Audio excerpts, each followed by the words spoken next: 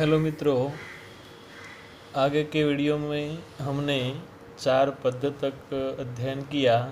अब इसका 5वां पद्य देखें। सबसे पहले श्लोक का पठन देखते हैं। समुद्र गुरु यानी समुद्र रूपी गुरु, समृद्ध कामो हीनो वा नारायण परो मुनिः नो उत्सर्पेत न शुष्येत सरिद्भिः इव सागरः। अब इसका अन्वय देखें।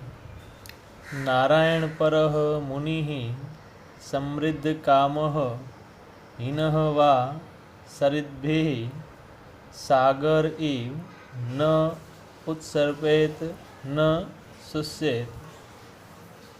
अब इसके थोड़े शब्दार्थ देखें। उत्सर्पेत यानी ऊपर की ओर सरकना अथवा तो छलकना, शुष्येत यानी सूखना, सरिद्भिः यानी नदियों के द्वारा। अब अन्वय के हिसाब से इसका ट्रांसलेशन देखें।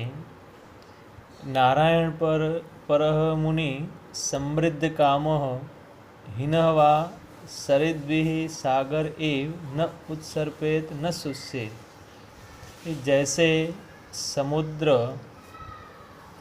वर्षा ऋतु में नदियों के जल से छलकता नहीं और ग्रीष्म काल में जल न आए तो शुष्येत यानी सूखता नहीं, वैसे ही नारायण पर मुनि ही भगवत परायण मुनि को समृद्ध कामः हीनः वा सरिद्भिः समृद्धि की प्राप्ति से प्रफुल्लित नहीं होना चाहिए तथा कम हो जाए तो शोकग्रस्त नहीं होना चाहिए। तो यहाँ राजा यदु को अवधूत कहते हैं कि उन्होंने समुद्र के पास से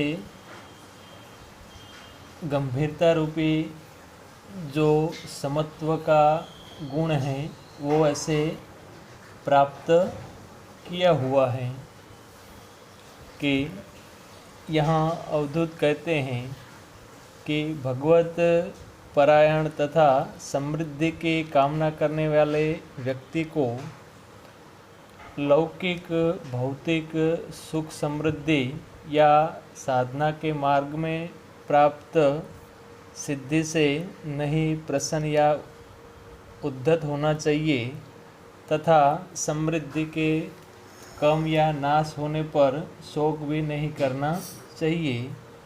तो यहाँ अवधूत कहते हैं कि समुद्र में कई सरिताएं आकर मिलती हैं, फिर भी समुद्र अपनी गंभीरता का परित्याग नहीं करता। सरिताओं का जल समुद्र में मिलने पर भी समुद्र छलकता नहीं है, कभी अपनी सीमा का अतिरेक नहीं करता, अपनी सीमा में ही आबद्ध रहता है। उसी प्रकार सरिताओं का जल समुद्र में आना कम हो जाए तो समुद्र सूखता नहीं है। ठीक वैसे ही भगवत परायण व्यक्ति को सुख एवं दुख की स्थिति में समान रहना चाहिए। व्यक्ति को सुख दुख, लाभ हानि, जीवन मरण आदि विभिन्न अवसरों पर एक स्थित प्रज्ञ की भांति अपने व्यवहार में समानता का भाव रखना चाहिए। अब इसका 6ठा पद देखें। भ्रमरः गुरु यानी भ्रमर रूपी गुरु। श्लोक का पठन करें। सबसे पहले अणुभ्यः च महतभ्यः च शास्त्रेभ्यः कुशलो नरः सर्वतः सारम् आदात् पुष्पेभ्यः एव छठपदः। अब इसका अन्वय देखें।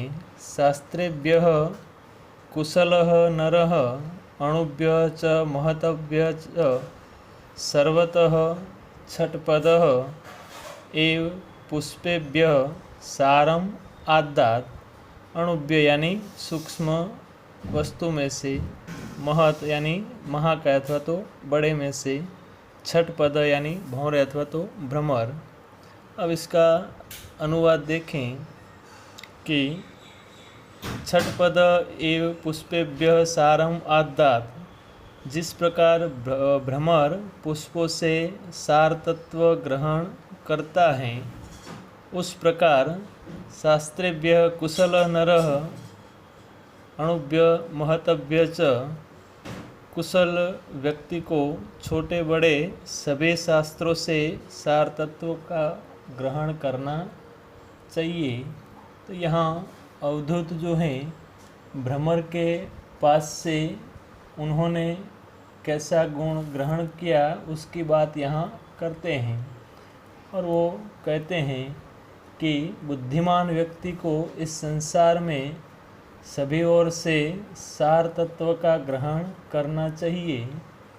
यह विश्व सद एवं असद अर्थात अच्छाई एवं बुराई से युक्त हैं, लेकिन अपना श्रेय चाहने वाले व्यक्ति को भ्रमर से यह सीखना चाहिए कि हर ओर से अच्छाइयाँ यानी सद्गुण ही ग्रहण करें। जिस प्रकार भ्रमर मात्र पुष्पों में परागरस अथवा तो सार तत्व को ग्रहण करता है, उसी प्रकार कुशल व्यक्ति को भी सर्वशास्त्रों का अध्ययन करके उनका सार तत्व ग्रहण कर लेना चाहिए। वो जैसे भ्रमर छोटे बड़े सभी प्रकार के पुष्पों में से सार तत्व ग्रहण करता है, उसी प्रकार मनुष्य को भी छोटे बड़े जो भी शास्त्र हैं उनमें से ज्ञान रूपी सार तत्व को ग्रहण करके स्वजीवन का कल्याण करना चाहिए।